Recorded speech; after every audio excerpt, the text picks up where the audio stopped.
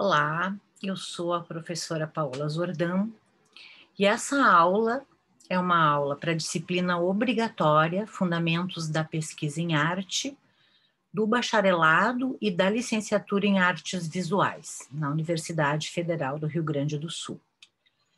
Mas essa aula, ela pode interessar a todos aqueles que pleiteiam fazer mestrado, que pleiteiam serem pesquisadores, ou para quem quiser entender um pouco o que é a pesquisa e o que vem a ser a pesquisa em arte e como funciona a pesquisa no Brasil. Nós vivemos um momento bem difícil para a pesquisa, né? E eu vou me deter no acontecimento, no infinitivo, no verbo infinitivo, pesquisar. O que vem a ser pesquisar e como, nesse momento que nós estamos vivendo, né, no momento de pandemia, muito difícil estar dando essa aula neutramente, em função de todos os óbitos que estão acontecendo. Nós estamos no pior pico da pandemia da Covid-19 no Brasil, né? E o quanto as pesquisas, especialmente na área da saúde, nas ciências biológicas, na área da farmacologia, são importantes, né? Toda pesquisa, nesse momento, é importante para o combate da pandemia. Mas nós vamos pensar, né, aqui, como é uma disciplina voltada para o fundamento da pesquisa em arte, então, nos conceitos de pesquisa, que vale para todas as áreas do conhecimento, o conceito de arte, como é que se delineia uma área de conhecimento, uma disciplina do conhecimento chamada arte, e essas divisões do conhecimento, como elas operam no sistema de pesquisa mundial e brasileiro, e como a divisão, né, das áreas de conhecimento vai criar sistemas de valor que têm a ver com determinadas racionalidades e determinadas classificações. Pesquisar, né, é uma coisa muito ampla, que pode ser desde a busca no Google, desde a busca num site, desde uma busca simples dentro de um arquivo, de uma pesquisa de receita ou de uma pesquisa escolar, né? O grupo da minha turma, ele comentou muito, assim, eu pedi as noções de pesquisa e vieram muitas as primeiras pesquisas que ocorreram na escola, o que implica na nossa cultura, no nosso país, o caráter formativo da pesquisa. Então, tem a ver com a pesquisa, e a pesquisa também está muito presa na nossa cultura a ideia de procurar no livro, né, na enciclopédia, a pesquisa livresca. Mas não apenas. Por quê? Se nós formos pensar todos esses movimentos, a pesquisa no senso comum, numa tomada geral, ela está envolvida com um procedimento que muitas vezes vai chegar numa análise, mas que tem uma descoberta do novo. Então, aqui nós temos 5 pontos que já implicam um conceito acadêmico, escolarizado de pesquisa. Descobrir algo novo, um exemplo, né, vacinas que são reagentes ao vírus, ao coronavírus, a uma determinada bactéria, procedimentos de análise, muito ligados à filosofia, ciências humanas, investigação, inquirição, né, a pesquisa que vai proceder por questionamentos, problemas e perguntas, e uma busca diligente. Essas são as grandes definições de pesquisa, todas muito comuns, né? E a palavra pesquisa, num dicionário etimológico, ela vem do castelhano pesquis, ou no latim piscare, que tem uma relação original, genealógica, com pescar, com pegar o que se quer, né? E mistura a questão da pesca com o querer, o quero. E tem também uma relação etimológica com perquirir, numa busca por querer algo, e relações com as palavras perseguir e prosseguir. Tá? No inglês, a gente tem a palavra search, que tem a ver com essa busca, com esse querer, e também não no relacionamento, e o research, que aí eu brinco com essa canoa e com essa questão da pescaria. Por quê? Como se nós estivéssemos dentro de um grande oceano e há alguma coisa nós vamos pescar ali que é o nosso objeto de análise, ou dentro de uma rede, um corpo de pesquisa. Então aqui a brincadeira, né, que também tem uma profundidade, e essa imagem do barco, da canoa, da embarcação, é aquilo que nos coloca numa heterotopia. É um topos, né? Existe um campo, mas num campo que é o mar, né, e não é um solo firme. Então, se eu pensar a pesquisa num grande oceano, dentro dessa etimologia da pescaria e da busca e do chegar num aportar em algum lugar, o que nós vamos ter? Né? Uma heterotopia, um lugar que não é um lugar nenhum. Um barco é heterotópico, ele está em muitos lugares, ele não tem uma posição fixa, mesmo que em algum instante eu possa localizar uma coordenada, que é uma linha abstrata, são um encontro de linhas abstratas para encontrar esse elemento, esse objeto, que eu estou fazendo aqui uma relação com a figura do barco. Nós podemos entender, tá? Junto, eu estou aqui pensando com autores muito familiares, que são Deleuze e Guattari, a partir do que eles vão circunscrever, na verdade, pensar mais em termos de cortes, no caos desse oceano, que seria toda a matéria a se conhecer e a se pesquisar, nessa imagem que eu estou utilizando o oceano para a gente poder ter algo para ancorar o pensamento. Então, o grande campo da filosofia, que é, né, a amizade ao pensamento, aquele grande campo do pensamento que também está ligado ao devir e à continuidade e à descontinuidade de acontecimentos que são históricos. E aí eles vão dizer que o caos também é cortado por um plano muito diferente do plano filosófico, onde se criam conceitos, que é um plano de atualização de referências que vai funcionando a partir da materialidade empírica, que é o plano da ciência. E aí há um outro plano, que também é tão abstrato quanto o plano da filosofia, mas ele lida com a matéria, como a materialidade extensa, como as ciências, mas que é aquele plano que compõe uma série de elementos, sejam palavras para produzir literatura, sejam massas de cor e linhas, como nas artes visuais, sejam movimentos, como na dança, que é o plano de composição da arte.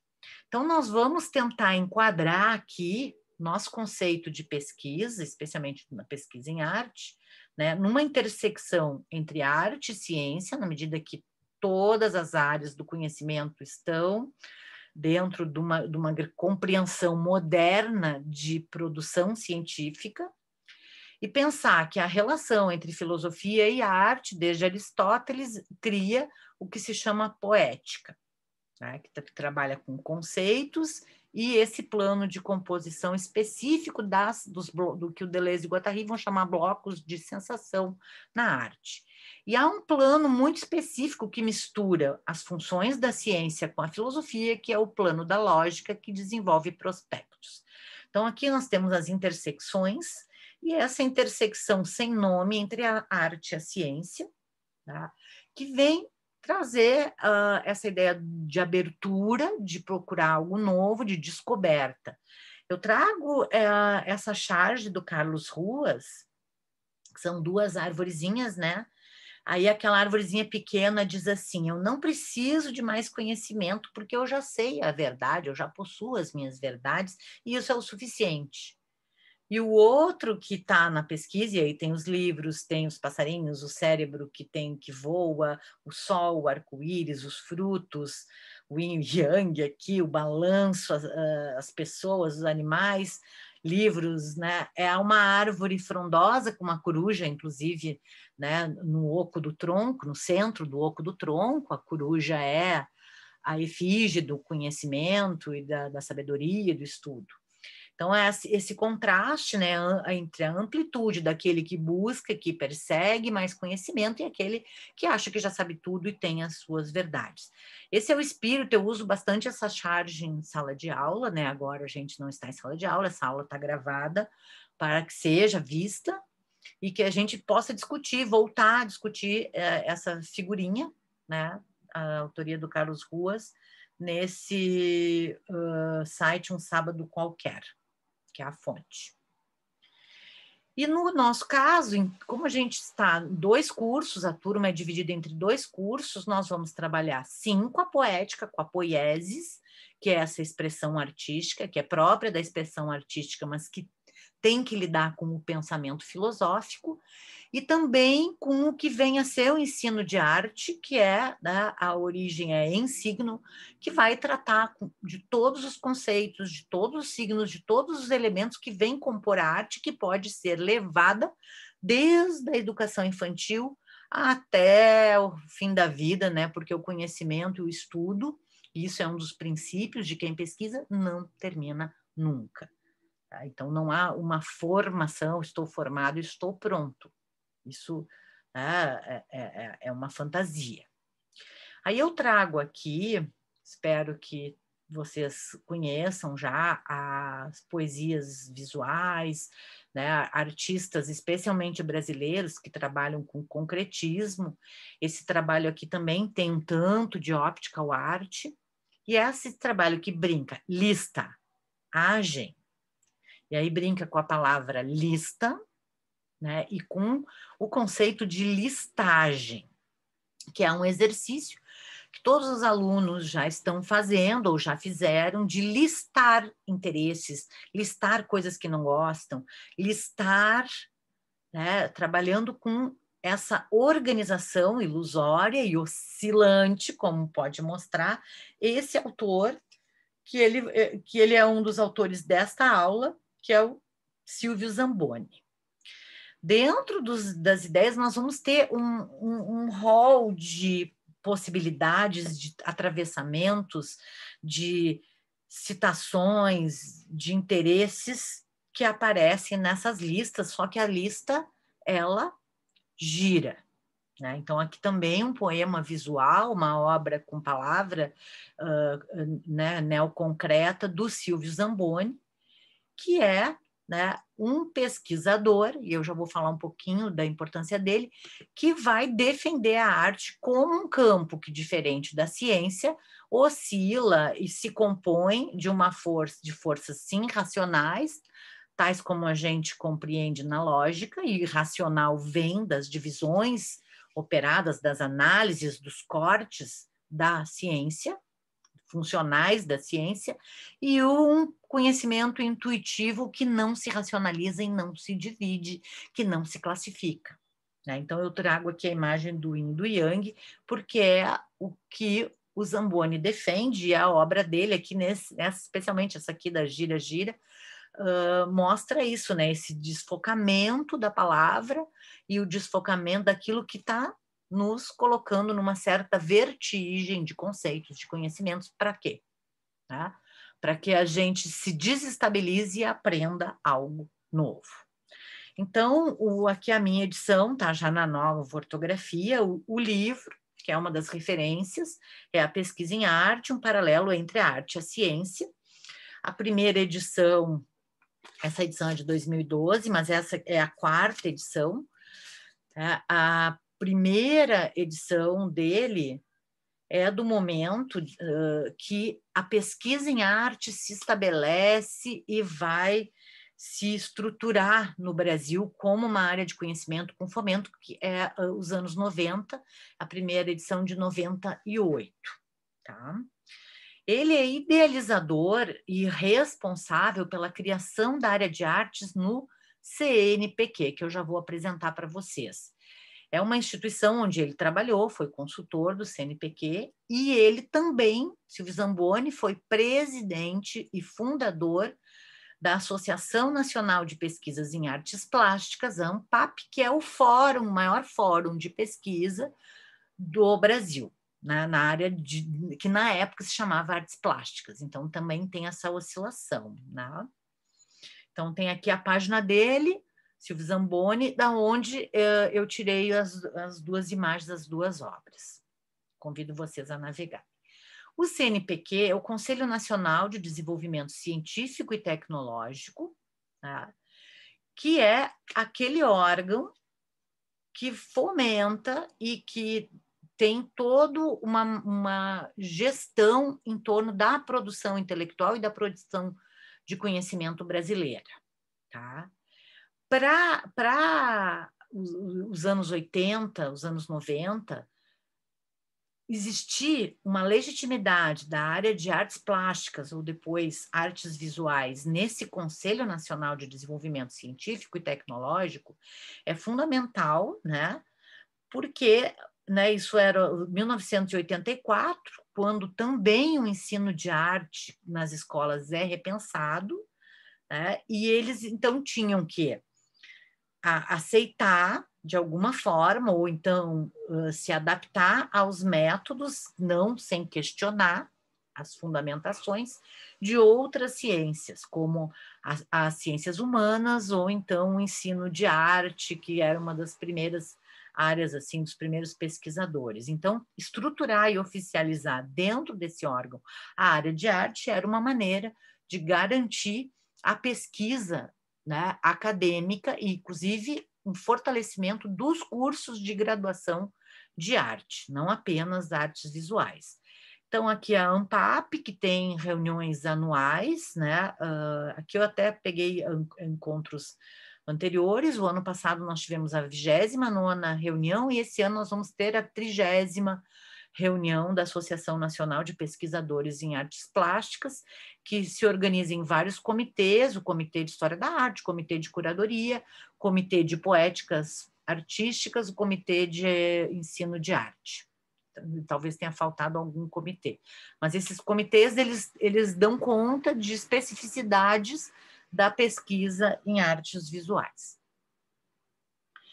E o Zamboni vai observar as diversas facetas da pesquisa em artes, né? Ou em artes, porque ele abre as áreas, como a gente já vai ver.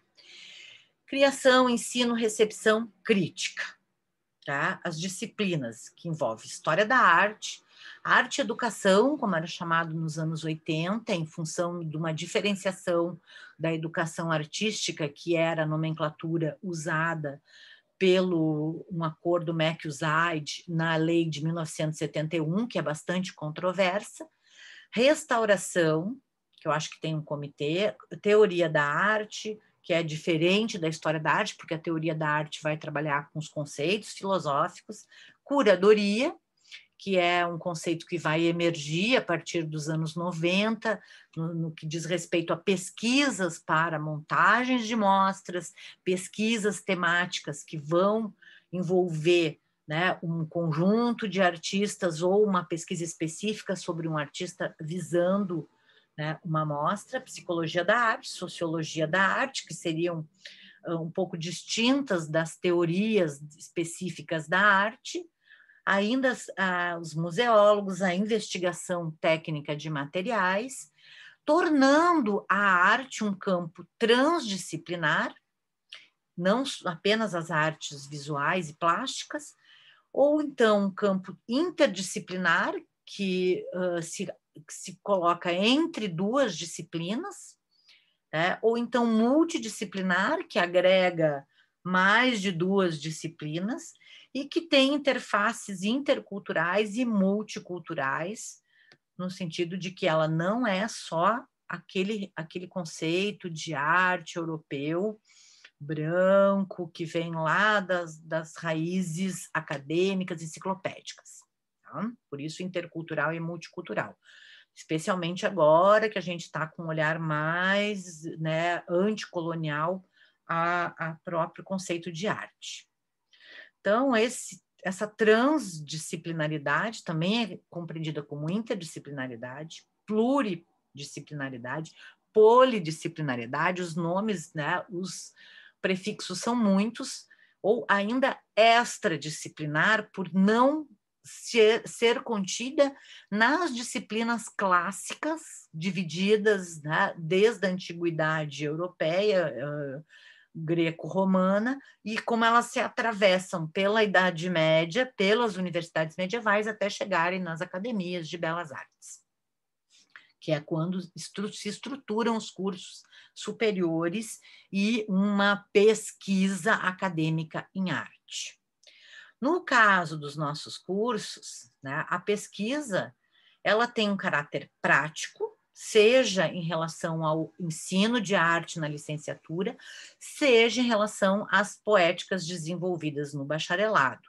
E a teoria e crítica, e mais um aspecto historiográfico, vai atravessar essas pesquisas, práticas, teóricas e críticas, tanto no ensino quanto na poética, produzindo um projeto de pesquisa que envolve um trabalho de conclusão de curso, que nós já estudamos o regulamento, já vimos que ele é muito específico, tá? E eu vou depois adentrar nisso, mas seja, tá, numa área, e aí, por exemplo, no programa de pós-graduação em artes visuais da URGS, existem duas linhas, né, ou dois campos, que seriam as práticas artísticas ligadas à poética e uma, né, um campo teórico crítico. Só que isso vem sendo muito difícil de separar dentro da pesquisa, porque quem tem um trabalho prático tem que ter uma investigação, acaba tendo uma investigação de algum conceito ou uma busca historiográfica em torno do seu tema. E quem tem, às vezes, um trabalho teórico crítico vai se envolver com determinadas práticas, né? Especialmente práticas de procedimentos de arquivo que podem ser extremamente poéticos. Então, essa separação, ela existe, ela é histórica, mas ela não é fechada. No curso de História da Arte, os procedimentos são um pouco diferentes, porque, sim, envolve a história e todos, né, os procedimentos de pesquisa historiográfica. O foco do Silvio Zamboni é a criação artística empreendida por um artista, porque esse é o problema, né, da pesquisa, porque ela vai fugir do modelo científico e vai operar também com um método, com uma intuição, que depois a gente, com Leonardo da Vinci, o Paul Valéry vai dizer, mas isso também pode ser um método, né?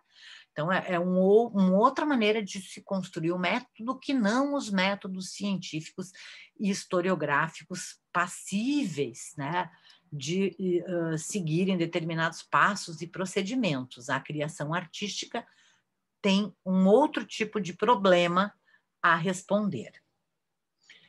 A pesquisa em arte, outra observação que ele faz, pode ser qualquer pesquisa ocupada com arte. Por quê? Ele vai observar o multissigno, entrando nessa ideia da multidisciplinariedade, da própria obra de arte. Também não vamos entrar aqui no conceito de obra de arte, o que é obra de arte legitimada pelo sistema de arte ou não. Obra de arte está aqui aberta, né? E é aquela que o senso comum iguala a algo que vai produzir uma emoção, uma afecção, que é a origem da palavra estesia, da experiência estética, né? Estesia é aquilo que movimenta, estésio, era um vento que parecia um minuano, um nordestão, aquele vento que ninguém consegue ficar indiferente. Então, vou destacar aqui duas frases, né? Toda arte, pela sua própria natureza, é pesquisa, envolve pesquisa. Por isso, não tem como distinguir, né, aquela obra de arte fruto de pesquisa e a pesquisa empírica de um artista não acadêmico. Então, isso também coloca uma problematização do que vem a ser a pesquisa em arte, né? Que ele produz essa inquietação. O Paul Valéry, aquele pensador francês do início do século XX, né, da primeira metade do século XX, né, que vai defender o método Leonardo da Vinci e a intuição, ele vai dizer que uma obra de arte deveria ensinar-nos sempre que não havíamos visto o que vemos. A educação profunda, lembrando que esse momento que o Paul Valéry dá suas conferências e escreve os seus cadernos, faz as suas palestras e os seus livros, é o momento em que os ingleses, o Sir Herbert Reed e críticos de arte defendem a educação pela arte ou a educação através da arte. Todos os idealistas críticos à educação tecnicista, que começa a ser estabelecida pelo modelo taylorista de produção, pensam a arte como uma alternativa para se criar uma sociedade mais igualitária, mais justa, mais sensível, né? E que desfaz aquela educação primitiva, lembrando que, etimologicamente, educação vem de docilização, de domesticação, o que tem, né, um problema no conceito de educação que vem lá dos romanos, tá? Que tem a ver com essa maneira de se portar docilmente, né? Tem uma relação com a docilização do corpo. Em arte, a intuição é de importância fundamental. Ela traz em grau de intensidade maior a impossibilidade da racionalização precisa, ou seja, daquela classificação dura, rígida, que diz o que é e o que não é, e o que é verdade, isso é a verdade, e não olhar um objeto ou alguma situação por muitos pontos de vista. A arte não tem parâmetros lógicos de precisão matemática. Não é mensurável, sendo, por sua vez, grandemente produzida e assimilada por impulsos intuitivos. A arte é sentida e receptada, mas de difícil tradução para formas integralmente verbalizadas. Então, por isso, a importância nas artes visuais, especialmente a importância da imagem, para sustentar o que se pensa em relação à arte. Essa questão, né, da não mensurabilidade também vai ser encontrada lá no plano de composição da arte, tal como filosofam Deleuze com Guattari, porque ele vai dizer que a obra de arte é virtual, ela está no plano virtual do pensamento, mesmo quando ela tem né, toda uma empiria, uma materialidade, uma mensurabilidade. Então, as grandes atividades do conhecimento humano, a arte, a ciência, esse esquema aqui eu não conheço a autoria, tá? Elas juntam toda essa equacionalidade, as funções nas variáveis e nas variedades da arte. Então, nessa intersecção, a gente teria, a partir desse esquema anônimo, a maravilha, né, da criação e da pesquisa. E isso vem desde os antigos, né? Esse aqui é uma imagem de Ptolomeu, no seu esquema cosmogônico, que a Terra era o centro, né?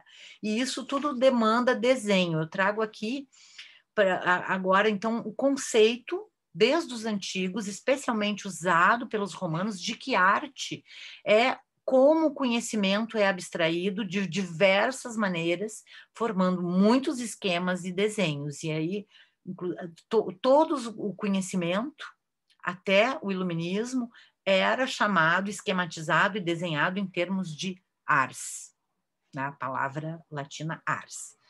Aqui, nesse esquema, aqui os esquemas ptolomaicos, e nesse esquema aqui, que é um esquema medieval, nós temos Sofia, centralmente aqui, que é, né, a alegoria, a figura feminina do conhecimento, com a sua coroa de muitas cabeças, né, os escribas ali abaixo e as 7 artes liberais, que são o currículo medieval das universidades medievais. Eu já dei uma aula, quem quiser pode olhar nas aulas do curso do seminário especial Os Caprichos, que eu trago as emblematas, eu falo um pouco disso, tá? Nas aulas de História do Ensino da Arte. Eu não vou entrar nas 7 áreas, a tataravós das áreas de conhecimento, tá? Mas, assim, como o conhecimento vai se dividindo, desde os tempos alexandrinos, ptolomaicos, nesses esquemas, e todas as áreas de conhecimento, as disciplinas, onde um mestre que tinha a mestria, né, de uma matéria, ele se encontrava para partilhar ou para ensinar esta matéria com os seus discípulos, e então a palavra disciplina. Então, as ars liberales, né, que vem desde uma tradição do Império Alexandrino. E hoje nós temos, né, essas disciplinas decupadas nas estruturas curriculares do ensino fundamental brasileiro e de quase todos os países, que é a língua nativa, ali, no nosso caso, a língua portuguesa, as línguas estrangeiras, ou seja, a área da linguagem, que tem como tataravó a gramática, a arte, que é um componente curricular que hoje está dividido em 4 modalidades: as artes visuais, a música, o teatro e a dança, antigamente configuradas como artes cênicas, a informática, a matemática, as ciências físicas e biológicas, né, e a química, a história, geografia e educação física. As ciências eram chamadas de ciências naturais, né, e implicam conhecimentos básicos de física, química e biologia.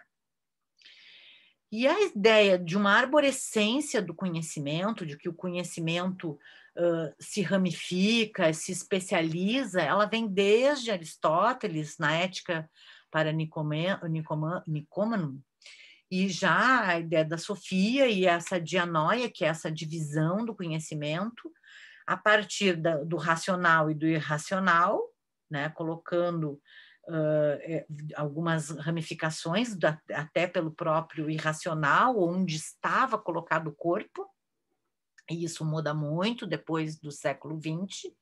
E aí, né, aquela divisão inclusiva de arte enquanto algo mais científico, e que seriam as artes liberais, e a arte aplicada, que seria a técnica.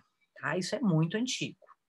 Porfírio, por sua vez, ao invés de falar das disciplinas enquanto arte, vai falar das disciplinas em termos de amizade ao saber. Filo, amizade; sofia, saber.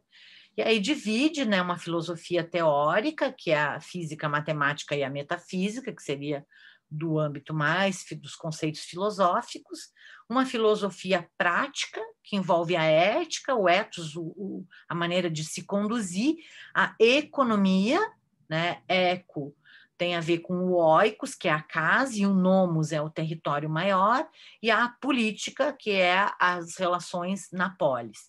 E uma filosofia produtiva, onde apareceria a arte nos seus aspectos poéticos e estéticos.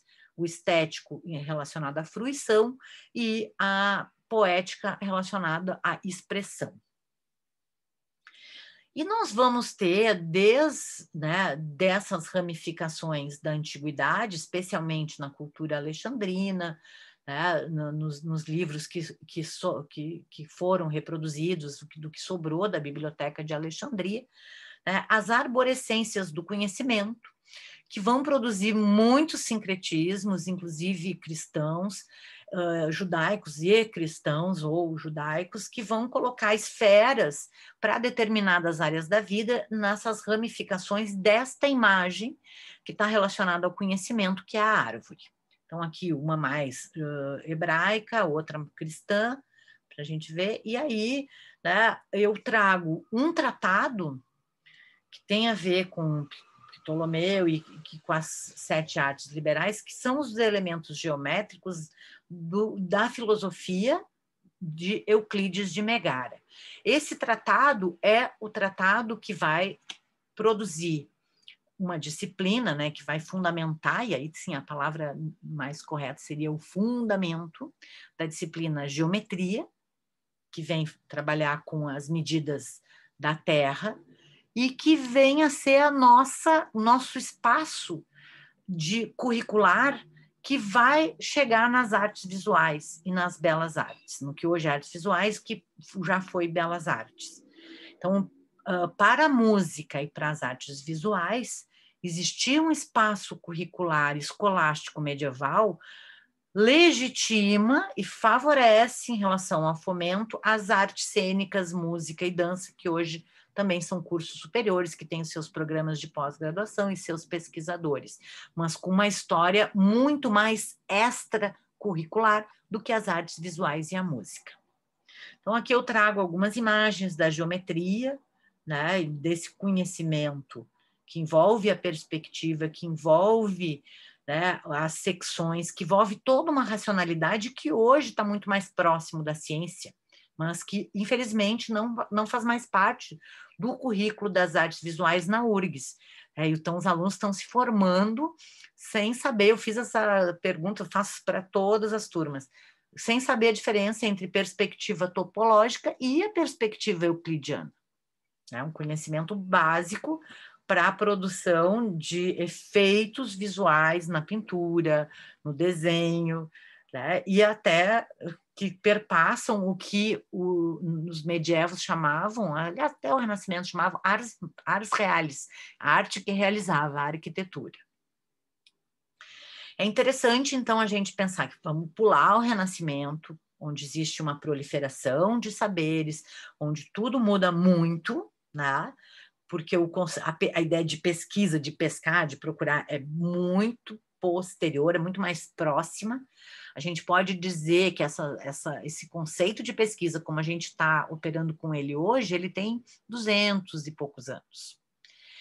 Mas ele lá no Barroco, 1600, né, depois do Renascimento, ou o Renascimento, né, a decadência do Renascimento, o maneirismo, nós vamos encontrar um jesuíta, né, e aí nós temos a corporação, a Companhia de Jesus, tendo muita força política e até uma pré-industrialização do conhecimento. Então, esse aqui, o Athanásio Kircher, é um jesuíta, né? Então, a arte, ele é um proto-cientista, no sentido do que a gente compreende hoje, então, a arte magnética, né? A ars magna, ele vai pensar, como vários pré-enciclopedistas, numa arte magna, numa ars magna, numa arte que compreendesse transdisciplinarmente, como nós diríamos hoje, todas as artes. Então, 1669, século XVII, ele publica uma proto-enciclopédia numa ideia combinatória, tal como se operava no Renascimento, fazendo relações entre campos, entre conhecimentos diversos. Essa enciclopédia, né, Ars Magna Scientia, né, onde a ciência já vai aparecer como um conceito ligado ao conhecimento. Isso é uma retomada de Aristóteles. Ars Magna Scientia, né, o Nove Universal Método, pelo artifício de combinar todos os contextos para entender a matéria da vida, do universo, né? E aí nós vamos, depois de muito tempo, aqui é o tomo 2, que são ele vai mostrar todos os paradigmas, essas alegorias barrocas de todas as disciplinas do conhecimento, de todas as virtudes, tá? Isso tudo tem aulas específicas que eu não vou me adentrar. E aí, já na enciclopédia, século XVIII, né, nós vamos ter uma árvore de conhecimento, só para vocês verem, muito mais elaborada, com muito mais ramos, só para entenderem aqui. Ou seja, à medida que o tempo vai, o conceito de ciência vai aumentando, né, vai entrando num devir histórico, mais conhecimentos vão se ramificando e se estabelecendo, inclusive novos conhecimentos. E aí, vocês vão ver que a enciclopédia do Diderot, ela já é um dicionário raciocinado da ciência das artes e dos meios, ou seja, a ciência já se sobrepõe, a partir do século XVIII, ao conceito de arte, porque aí a arte vai entrando dentro de um grande esquema de divisão do conhecimento, para aquela pequena chave da poesia e da imaginação. embora ainda o conceito de arte, enquanto belas artes, ele esteja dentro, né, de uma grande chave que envolve a filosofia. E aí, então, por exemplo, nós vamos ter as grandes classificações a partir do século XVIII, como as classificações da natureza e das espécies pelo Linneu, né? E no século XIX, nós vamos ter, já com uma ideia de pesquisa estabelecida pelos ideais iluministas esclarecidos do século XVIII, a origem das espécies do Darwin, que vai dizer que o homem se desenvolve desde o macaco, do verme, né? Então, isso aqui muda muito a própria noção de homem. Isso aqui é aquilo que se estabelece a partir do que nós vamos compreender como o racionalismo científico contemporâneo. E aqui no cantinho, aqui onde eu estou mexendo o mouse, nós temos a árvore do Darwin, a árvore evolucionista do desenho de um escorço que o Darwin fez, ou seja, esse modelo da árvore também está na origem das espécies e na ideia de evolucionismo, que é combatida, né, por alguns autores da época que foram menos célebres do que o Darwin britânico, né, e é um momento que a Inglaterra tem uma sobrepujança em relação aos países continentais e ao desenvolvimento de conhecimento nos países continentais. E na França, por exemplo, né, o Geoffroy Saint-Hilaire tem uma outra ideia do crescimento e do que seria a evolução a partir de um tratado das anomalias e de como se organizam as monstruosidades, e tem uma teoria que é uma tetralogia que envolve uma distinção, uma diferença do isomorfismo das espécies. Então, não se trata daí da evolução, mas sim de um pensamento mais formalista e que tem uma outra lógica. Eu não vou entrar dentro disso, mas é só para dizer, toda essa ideia evolucionista ela é muito presente, né, no que eu quero apresentar para vocês aqui como homos acadêmicos, esse pescador de conhecimentos, esse pesquisador que vive dentro de uma instituição que vem desde dos monastérios, das universidades medievais, e que o Pierre Bourdieu trata como homos acadêmicos. Então, ele brinca com a teoria evolucionista, né, que passa de que nós teríamos o gorila, o Australopithecus, o Homo erectus, o Neandertal, Steinkuhl, né, o Homo sapiens, e nós teríamos o Homo sapiens, classificação do Darwin. Tá? É aquela velho conhecido. Para chegar, né, nesse Homo sapiens que, especialmente a partir do século XVIII, é descrito a partir das suas faculdades, né? Das faculdades racionais, as faculdades perceptivas, as faculdades intuitivas e as faculdades intelectuais, espirituais, que inclusive envolvem o conceito de Deus, né? E do divino. Ao mesmo tempo, em 1882, ao mesmo tempo, né, depois dessas divisões de faculdade, todo o século XIX, com a industrialização, com os problemas sociais, né, ele brinca com o Darwin, dizendo, afinal, né, o homem é só um verme. Né? Isso também é muito pensamento contracultural, né, de que do macaco nós somos um verme e que estamos infestando o planeta, já, né, percebendo a decadência da civilização no século XIX, e isso se torna um problema de pesquisa, um problema moral e todo um ramo de pesquisa filosófica, política, que tem que pensar as relações éticas. Esse homo acadêmicos, ele está, né, encarcerado. Hoje a gente está vivendo o isolamento, mas é muito interessante que a maioria dos pesquisadores sentem muito menos o isolamento do que pessoas que trabalham em outros, porque nós já vivemos isolados. Né? O meu tempo de doutorado, eu fiquei 2 anos quase, eu não fui a vernissagem, não saía, porque eu tinha que estudar, tinha que sentar. Então, aqui uma figura de uma Bíblia, a Bíblia é o livro medieval. A maior parte das vezes essa figura é São Jerônimo, o tradutor da Bíblia para o latim, aquele que escreveu, né? E vocês vejam que essa identificação, essa é uma das Bíblias consideradas luxuosas, porque ela está com uma pintura dourada.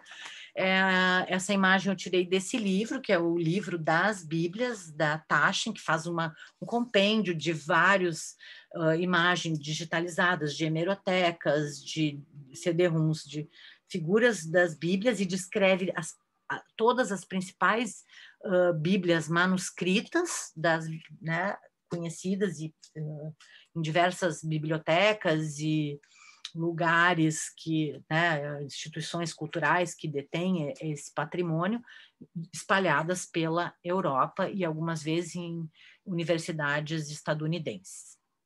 Então, esse Homos Academicus é uma invenção monástica desta figura que se encerra numa cela, num lugar para estudar, num estudo, né, para estudar e se debruçar nos livros. O que depois, né, estão chegando Homos Academicus do Bourdieu. No nosso Drive, quem quiser, tem alguma resenha. O livro é imenso, tá? Tem aqui, ó, quantas mil páginas?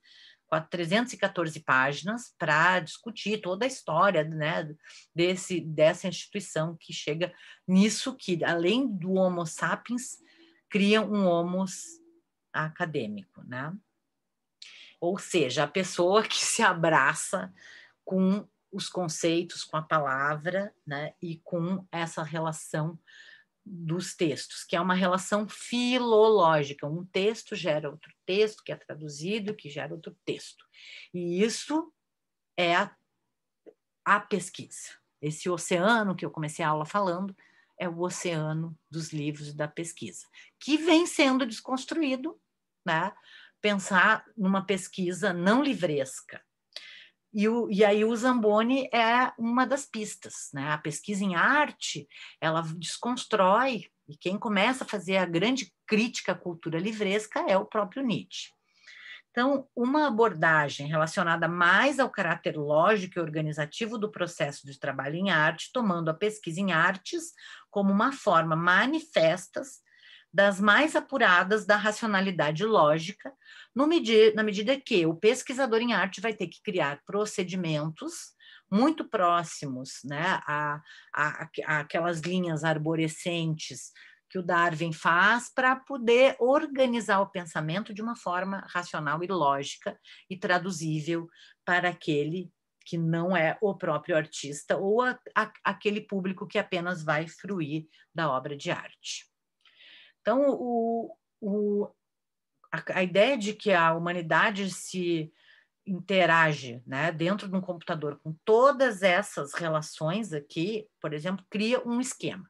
Então, aqui eu já começo a falar trouxe o desenho do Ptolomeu para a gente pensar, né, nisso que chama design thinking, mas que são os velhos e bons esquemas, diagramas e fluxogramas que vão aparecer para todas as áreas do conhecimento, desde os esquemas do Ptolomeu, do cosmos ptolomaico, até as árvores de conhecimento e até a árvore de Darwin.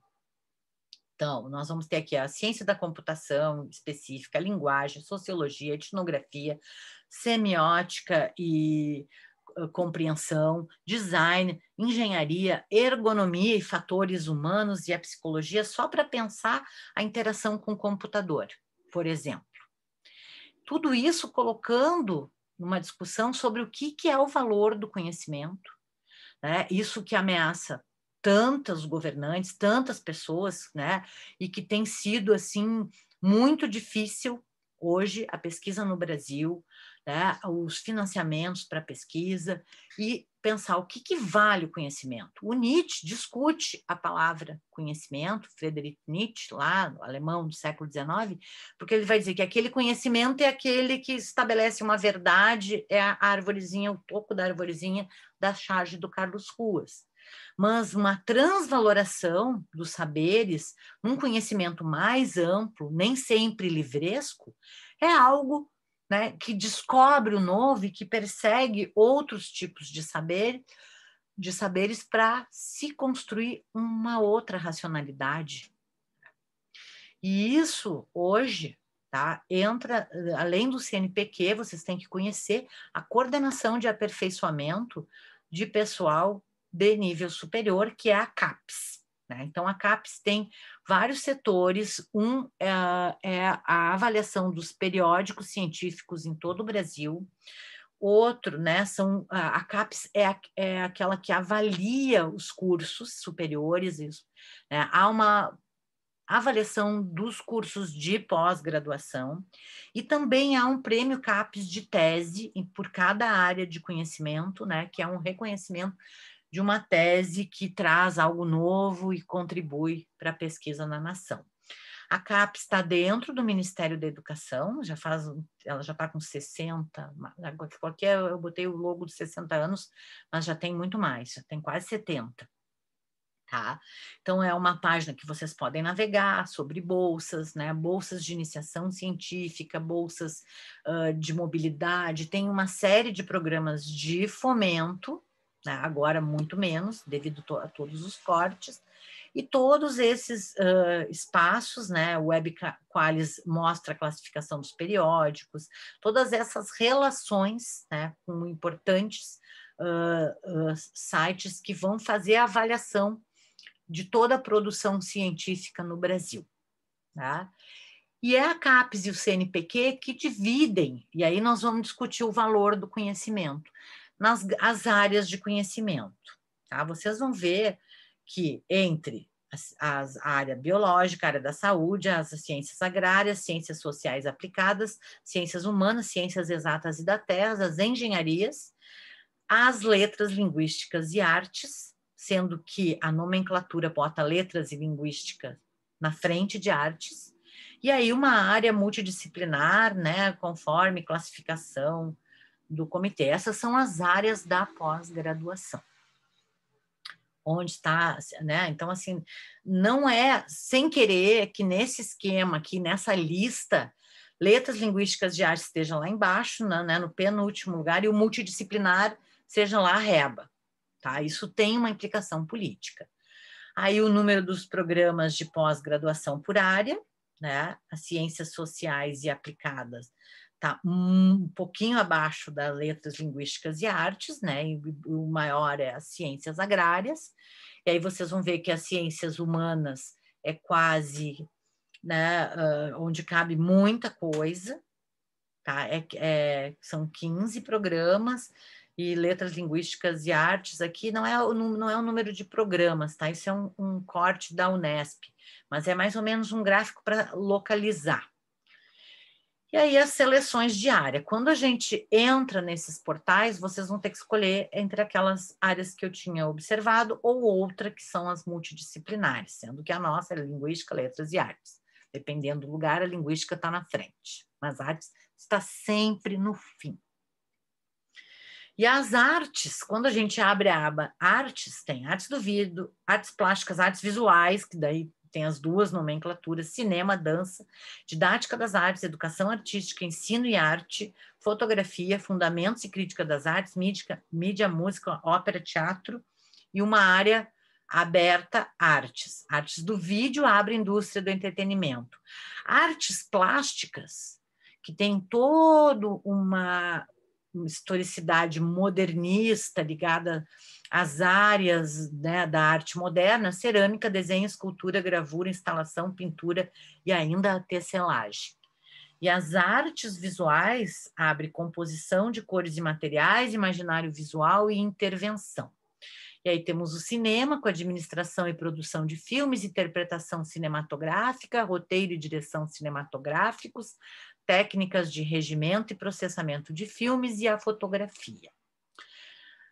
Agora, quem responde a tudo isso, tu pode submeter um projeto só para a área de artes visuais ou para a área de artes, dentro artes visuais, e quem responde às solicitações é uma diretoria de engenharia, ciências humanas, letras, linguística e artes. e ainda tem a didática das artes, a educação artística, que tem todas essas questões aí, essas sub-áreas, e o ensino de arte.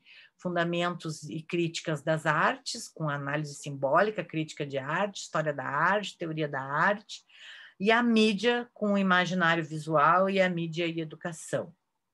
E aí as outras modalidades, que é a música, que se divide em canto, composição musical, instrumentalização musical e regência.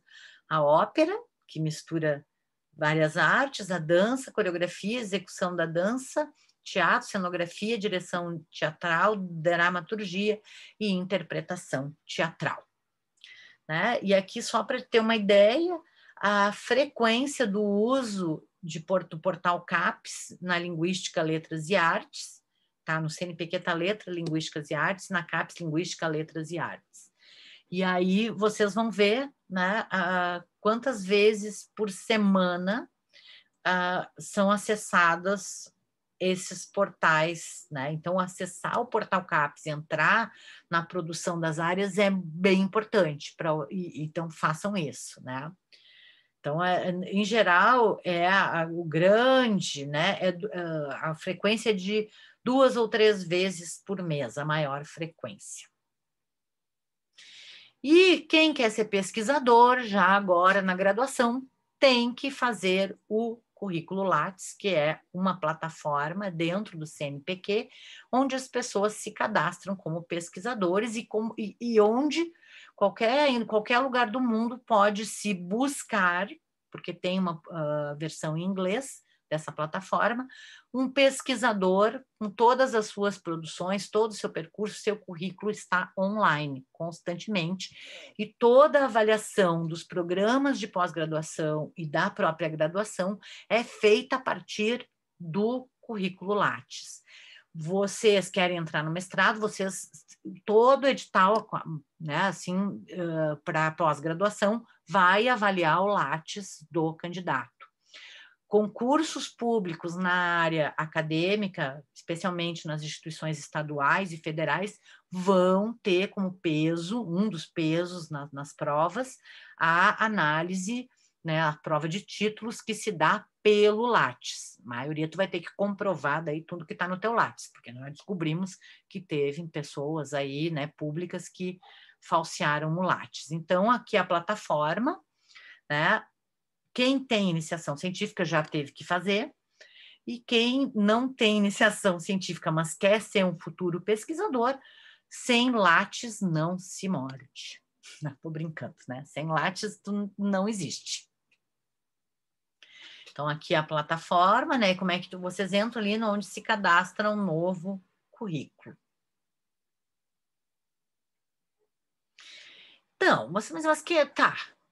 O que nós temos que ver com tudo isso? Bom, vocês estão, a maioria aqui na graduação, quem está assistindo essa aula, e vai fazer um TCC, um trabalho de conclusão de curso que envolve pesquisa. Mas não precisa ser uma pesquisa, né, como uma pesquisa de pós-graduação. E mesmo assim, a pós-graduação, ela se divide na pós-graduação lato sensu, que são as especializações e os mestrados profissionalizantes, os MBAs, que exigem, na maior parte dos casos, uma monografia, ou desenvolvimento de um produto, ou um trabalho de conclusão também. E um trabalho de conclusão de curso pode ser uma monografia, ou seja, um ensaio, um texto, um estudo, uma pesquisa sobre um tema né, um tema que a pessoa vai escrever ali. Um mestrado e um doutorado, uma pós-graduação estrito sensu, vão se informar pesquisadores que vão se filiar, vão estar envolvidos na pesquisa do orientador. Então, num trabalho de conclusão de curso, ótimo se tu dialogar com a pesquisa do teu orientador. Numa pós-graduação lato sensu, às vezes é impossível, dado o número de alunos, que exista uma relação entre a monografia de quem ganha o título de especialista com uma pesquisa maior, né, de um orientador doutor. E às vezes nem sempre o orientador na pós-graduação lato sensu é doutor. Mas, no estrito senso, sim, tá? Há uma formação de pesquisadores, de professores que vão atuar em universidades que não são simplesmente instituições de ensino, mas sim universidades que se caracterizam por ensino, pesquisa e extensão, né? Ou seja, em levar o conhecimento para o público. Então, no mestrado acadêmico, tem que se desenvolver dentro de um escopo, de uma pesquisa de um orientador e de uma linha de específica de conhecimento, uma dissertação, que pode ser de revisão bibliográfica, que pode ser uma monografia avançada, né, ou uma imersão num arquivo, ou um estudo de caso, muito especializado, né, e com especificidades de metodologias ou métodos e procedimentos de pesquisa ao estilo do monge que se deteve numa cela, baixou a cabeça, leu, trabalhou, aprimorou uma linguagem, desenvolveu um texto, ou seja, uma dissertação. O doutorado, que tem 4 anos de duração, até 4 anos de duração, ele é sim uma pesquisa que tem que estar vinculada com uma pesquisa do orientador e com um rol de conhecimentos desenvolvido numa linha específica de pesquisa, mas ele tem que apresentar uma tese original, né? Uma tese, ou seja, algo que se defende em termos conceituais ou científicos que seja original, novo, embora tenham todos os procedimentos de revisão bibliográfica, etc. E tudo isso aqui eu estou trazendo alguns fluxogramas da divisão das áreas de conhecimento, isso aqui é gerado pelo um computador, né, o Sci-Fi Maps, porque o nosso exercício agora, depois de listar interesses, de listar temas que vocês têm desejo de pesquisar, é produzir fluxogramas, esses 2 aqui são feitos, né, por computadores para mostrar as relações entre áreas de conhecimento. O que a gente tem aqui? Das velhas árvores, eu vou puxar aqui as listagens das áreas, então, das velhas árvores, vou passar correndo tudo, tá? Das velhas árvores, vou pegar a enciclopédica aqui, nós vamos chegar no modelo onde não existe um tronco para o conhecimento, né? Isso deixa o homo acadêmico sem eixo. Porque esse aqui é, então, ainda com Deleuze, desculpem, gente, a professora, né, leu muito Deleuze, deu muito Nietzsche, deu muito Guattari junto com Deleuze. É um modelo que está, uma palavra que vocês já ouviram, que é rizomático, porque ele é a raiz, ele não é a árvore. Né, esse modelo de círculos, né, de áreas não centradas, aglomeradas e estruturadas. Então, aqui, por exemplo, entre a sociologia, a filosofia, a religião, tá? Eu fiz aqui um foco, tá? É uma produção que o próprio computador lança essas áreas nas suas relações e nas suas proximidades a partir da própria produção intelectual, dos periódicos, né? E como as coisas se juntam e como uma área lá né, entra numa outra, e as cores são, as vermelhas são as mais tecnológicas, as verdes mais biológicas, isso aqui é só para a ciência, né? A arte aqui é muito mais complicada. E aí nós vamos ter outros tipos de esquemas específicos da arte, esse aqui é do site da Curatoria Forense, né, um curso que deram na Galeria Mamute, aqui em Porto Alegre, que eles vão mostrar aqui, né, um esquema de relações do grafite, da street art, da pop art. Então, a gente pode criar esquemas, então esse aqui, né, vem desde do barroco e tal, do circo romano, vai passando, é uma organização esquemática, só para vocês verem outro modelo, né, que vai desde das coisas barrocas até a arte contemporânea, né, passando assim, ó, as relações do passado, o moderno e o contemporâneo, especialmente.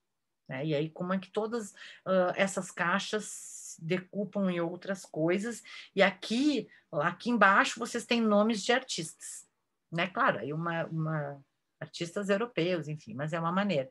E aqui também é outro fluxograma, né, que vai desde o iluminismo até o borramento da arte contemporânea. E tá, agora já estamos finalizando. Espero que todo mundo tenha conseguido chegar. Nós vamos chegar nesse borramento do Artista, etc., do Ricardo Basbaum, que é um outro texto recomendado pela disciplina, né? E eu trouxe aqui 2 fragmentos. Quando um artista é artista em tempo integral, nós o chamaremos de artista-artista, raros. Né? Quando o artista questiona a natureza e a função do seu papel como artista, escrevemos artista, etc., de modo que podemos imaginar diversas categorias: artista curador, artista escritor, artista ativista, artista produtor, artista agenciador, artista teórico, artista terapeuta, artista professor, artista químico, artista Uber, né, artista motorista, o artista etc., como um desenvolvimento e extensão do artista multimídia, que emergiu lá nos anos 1970, especialmente quando as artes visuais começam a produzir experiências em computadores e vídeos, combinando o artista intermídia do movimento Fluxos, que faz essa aproximação radical da obra de arte com a produção do cotidiano, né? E ainda o artista conceitual, aquele que depois do Fluxos vai pensar, a obra é muito mais um processo de pensamento que vai produzir, vai provocar o pensamento do que exatamente um objeto fruitivo. Então, hoje, a maioria dos artistas, aqueles interessantes, poderia ser considerado artistas multimídia, embora, por razões de discurso, estes sejam referidos somente como artistas pela mídia e pela literatura especializada. Porque artista é um termo cujo sentido se sobrecompõe em múltiplas camadas. O mesmo se passa com arte e demais palavras relacionadas, tais como a pintura, o desenho, o objeto. Isto é, ainda que seja escrito sempre da mesma maneira, possui diversos significados ao mesmo tempo. Sua multiplicidade, entretanto, é invariavelmente reduzida a apenas um sentido dominante único, com a óbvia colaboração daquela maioria de leitores conformados e conformistas que quer fechar a verdade numa palavra. Isso não é o Ricardo que está falando, tá? Sou eu. Logo, é sempre necessário operar distinções de vocabulário. E aí o artista, etc., e aí o texto que a gente sugere e que está para ser lido aqui na disciplina é o artista pesquisador, traz ainda para o primeiro plano conexões arte-vida, o anartista do Allan Kaprow, e a arte-comunidades, abrindo caminho para uma rica e curiosa mistura entre singularidades e acasos, diferenças culturais e sociais e o pensamento. Ele ama, né, os artistas, etc., porque eles se consideram deles, né, ele tem uma formação em biologia na graduação, né, e também não é correto não gostar de si mesmo, né, então ele brinca com isso, de como a gente tem que se gostar, e aqui um dos esquemas dele, né, então aqui a referência de 2013, e aqui um dos esquemas dele, que ele trabalha com a experiência e com experiências abertas, e esse aqui é o projeto NBP, que já está meio defasado, que foi até os anos 2010, né, que ele interpelava para as pessoas para participar de uma experiência artística. Então, a nossa tarefa a partir dessa ampla navegação, pesquisar, é produzir diagramas, né? Fluxogramas, que também são chamados de mapas mentais, mapas conceituais, e que são esquemas, e que não existe uma fórmula para organizar esses esquemas, mas eles são organizações de pensamento que envolvem, né, a pesquisa e que, para inglês, hoje veio para virar é o design thinking, né?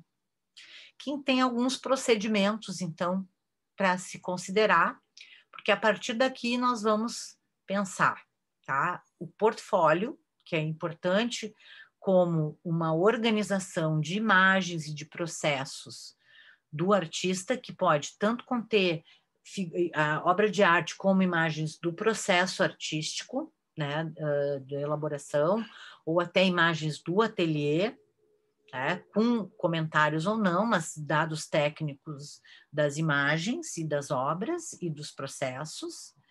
Ou então, um procedimento que, inclusive, o Ricardo tem, que são os dossiês, o Ricardo Basbaum, que é a documentação do processo, que envolve anotação, que envolve escorço, que é o caderno de artista, aquele, sabe, todo riscado, todo desenhado, que vai, né, desenhando, riscando, fazendo possibilidades, anotações, né, listas, ou então tem só um desenho.